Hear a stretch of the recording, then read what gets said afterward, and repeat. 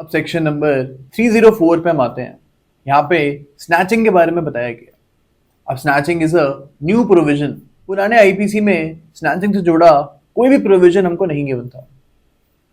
अब यहाँ पे लिखा हुआ है कि थेफ्ट जो है इस स्नैचिंग में तब बदल जाएगा जब आप एक पर्सन से सडनली एक चीज को ग्रैब कर रहे हो। सपोज ए जो है कि बी की ज्वेलरी सडनली उसे खींच रहा है। ओके, यहाँ पे थेफ्ट तो कमिट हो ही रहा है, बट इसको हम स्नैचिंग में कन्वर्ट कर देंगे। You will have to remember that every snatching is firstly a theft. हर स्नैचिंग में पहले हम बोलेंगे कि ये थेफ्ट है। अगर ये थेफ्ट आपने इस टाइप से की है कि सामने वाले बंदे की जो आइटम है इसको आपने फोर्सिबली खींचा है, तो हम बोल सकते हैं कि यहाँ पे स्नैचिंग कमिट हो चुकी है। फॉर एग्जाम्पल, एक पर्सन है, आप इसे घर में जा रहे हो एंड इसे घर में आप चोरी कर रहे हो, तो इसको हम थेफ्ट बोलेंगे, इसको हम स्नैचिंग नहीं बोलेंगे।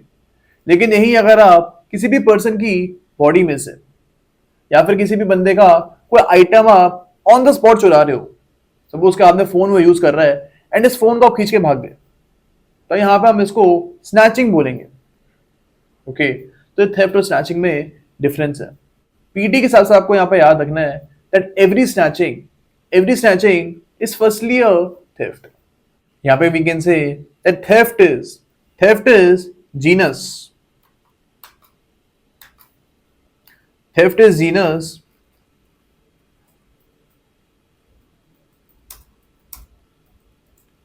and snatching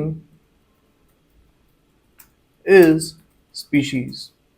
ओके, तो ये चीज आप एग्जाम में भी लिख सकते हो।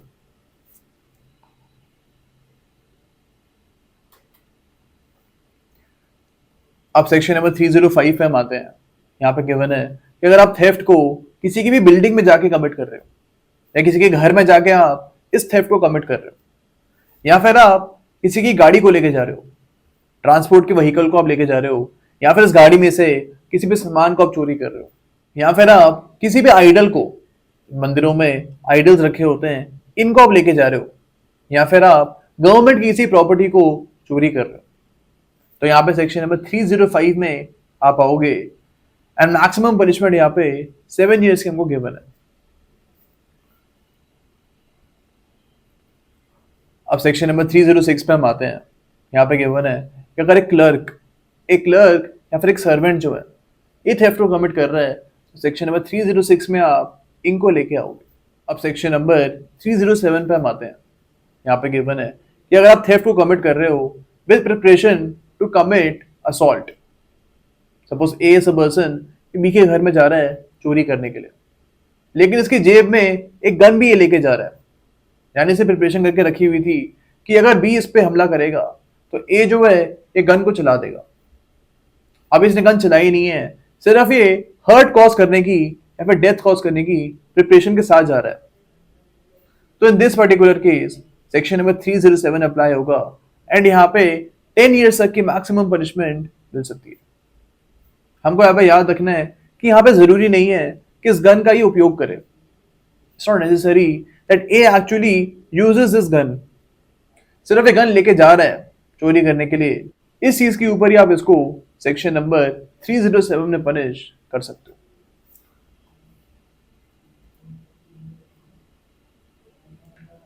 अब सेक्शन नंबर 308 पे हम आते हैं। यहाँ पे एक्सटॉर्शन के बारे में बात करी गई है।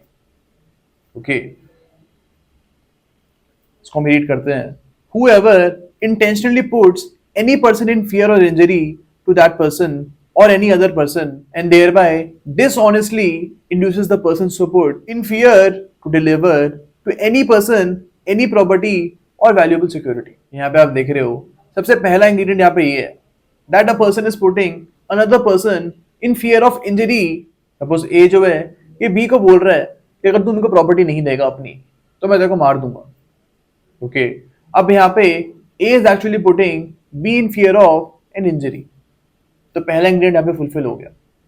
सेकंड यहाँ पे गिवन है कि बी को यहाँ पे इस प्रॉपर्टी को ए को देना पड़ेगा। अगर बी यहाँ पे प्रॉपर्टी डिलीवर कर रहा है ए को, तभी हम सेक्शन नंबर 308 में इसको एक्सटॉर्शन मानेंगे। अगर बी यहाँ पे डरता नहीं है और कोई प्रॉपर्टी ए को नहीं दे रहा है तो 308 अप्लाई नहीं होगा।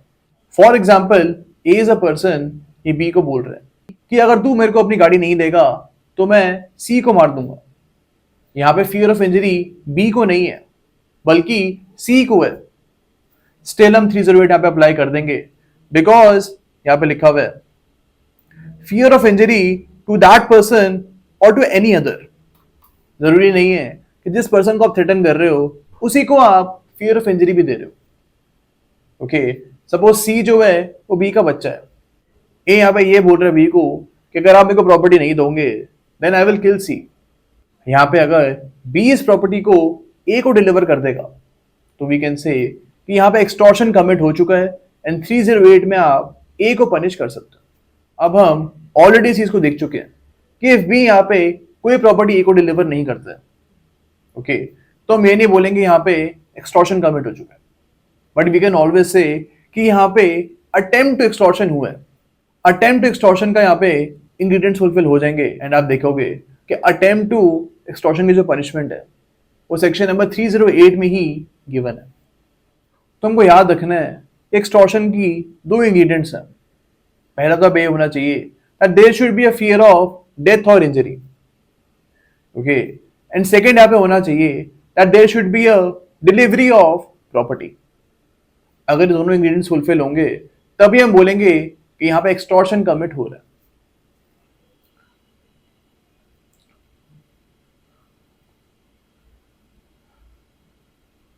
अब क्लॉज 2 में आप देखोगे, क्लॉज 2 में आप देखोगे एक्सटॉर्शन की पनिशमेंट हमको गिवन है, मैक्सिमम 7 इयर्स की पनिशमेंट यहाँ पे हमको गिवन है। एंड क्लॉज 3 में आप देखोगे अटेम्प्ट टू एक्सटॉर्शन की पनिशमेंट यहाँ पे गिवन है। यहाँ पे एक्चुअली में एक्सटॉर्शन कमिट नहीं हो रहा है, यहाँ पे अटेम्प्ट टू एक्सटॉर्शन कमिट हो रहा है। यहाँ पे पनिशमेंट आप देख रहे हो मैक्सिमम 2 इयर्स ही गिवन है। ओके, तो different different types of punishments यहाँ पे गिवन है। अगर आप फियर ऑफ डेथ में डालोगे किसी को थोड़ी एक्स्ट्रा पनिशमेंट गिवन है, एंड अगर आप फियर ऑफ डेथ में नहीं डालोगे तो क्लॉज 2 में हमने देखा है थोड़ी कम पनिशमेंट गिवन है। क्लॉज 4 में आप देख रहे हो कि अगर आप अटेम्प्ट टू एक्सटॉर्शन कर रहे हो, अटेम्प्ट टू एक्सटॉर्शन कमिट कर रहे हो एंड आप सामने वाले बंदे को फियर ऑफ डेथ में डाल रहे हो या फिर फियर ऑफ ग्रीवियस हर्ट में डाल रहे हो, then in that case punishment यहाँ पे मैक्सिमम 7 इयर्स तक की हो सकती है। ओके, अब क्लॉज 5 पे हम आते हैं। यहाँ पे एक्सटॉर्शन की बात करी गई है। यहाँ पे लिखा हुआ है whoever commits extortion by putting any person in fear of death or grievous hurt। यानी कि अगर आप एक्सटॉर्शन कमिट कर रहे हो सामने वाले बंदे को फियर ऑफ डेथ में या फिर ग्रीवियस हर्ट में डाल के, तो क्लॉज 5 में मैक्सिमम 10 इयर्स की पनिशमेंट आपको मिल सकती है।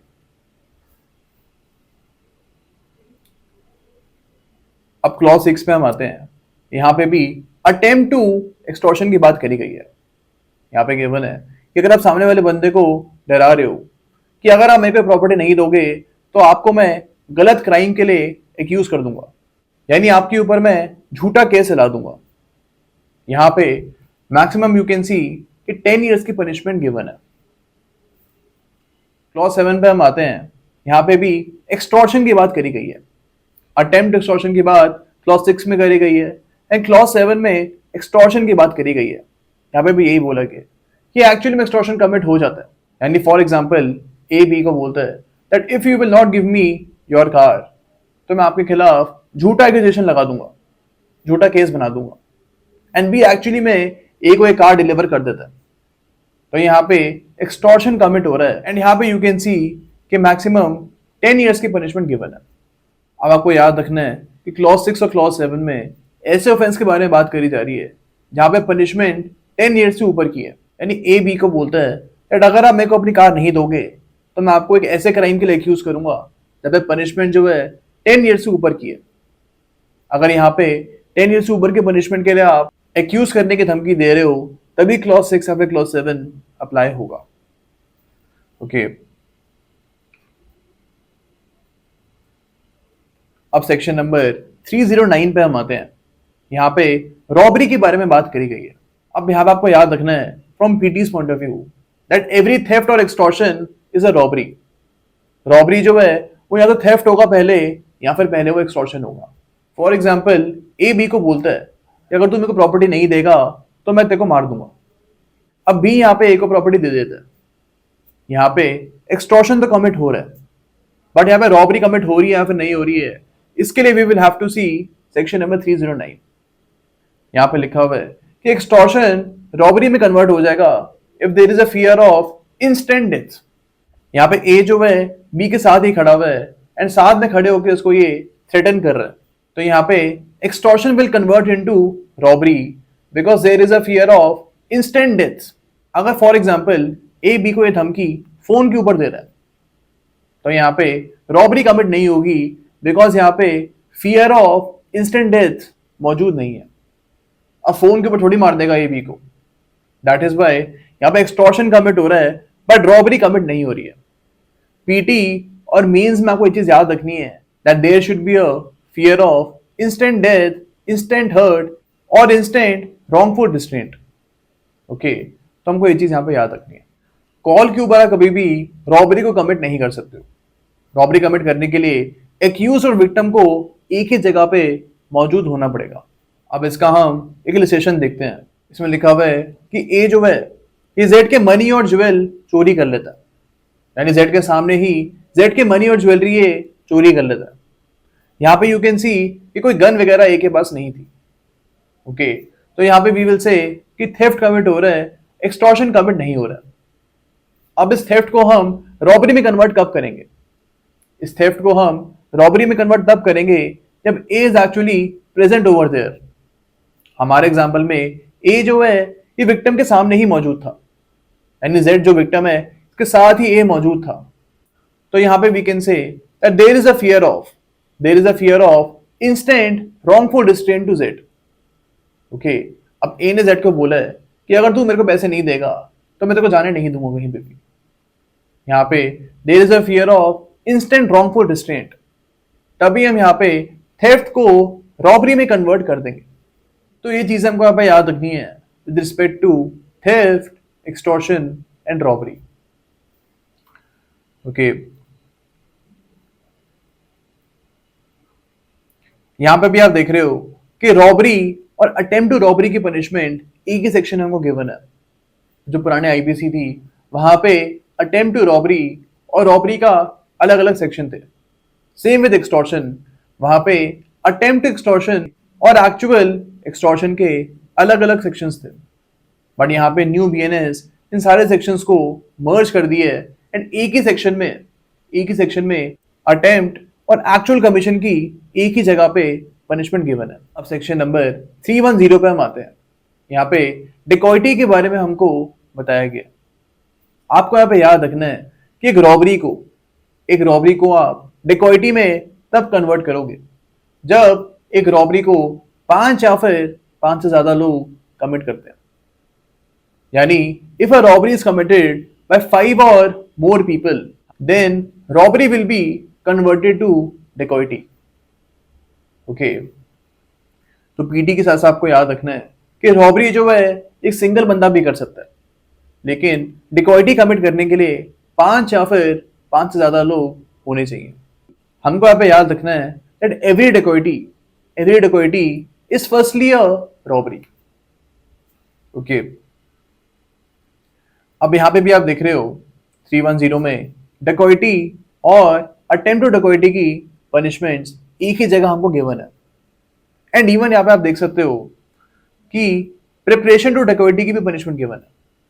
क्लॉज 4 आप देख रहे हो, whoever makes any preparation for committing a dacoity shall be punished with rigorous imprisonment of maximum 10 years.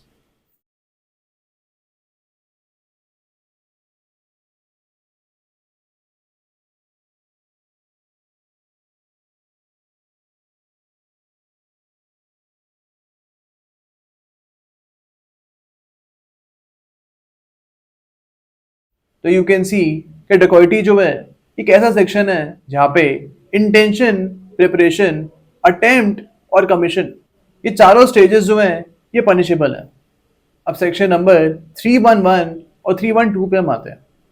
311 हमको बोलता है कि अगर आप रॉबरी कमिट कर रहे हो एंड रॉबरी के साथ साथ आपने किसी भी बंदे को मारने की कोशिश करी है, एक डेडली वेपन के थ्रू आपने किसी भी बंदे को मारने की कोशिश करी है, तो यहाँ पे 311 में आप इसको पनिश कर सकते हो।